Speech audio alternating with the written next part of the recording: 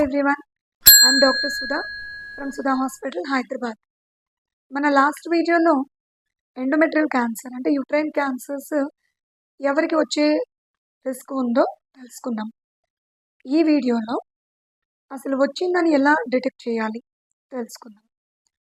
So ఎప్పుడైనా ladies మా దగ్గరికి పోస్ట్ మెనోపాజల్ బ్లీడింగ్ అంటే మెనోపాజ్ ఎంటర్ అయిపోయి పీరియడ్స్ పూర్తిగా ఆగిపోయిన తర్వాత స్టేజ్లో ఇలా బ్లీడింగ్ కనిపించిన వాళ్ళకి ఇది వచ్చిందేమో అని మేము సస్పెక్ట్ చేసి టెస్ట్లు చేస్తామన్నమాట.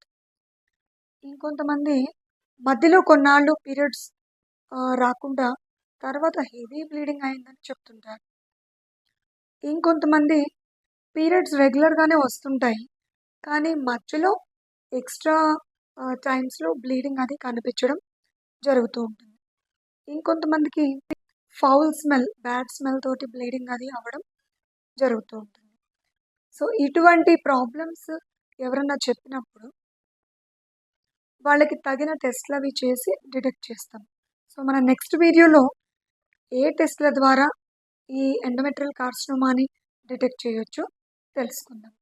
Thank you.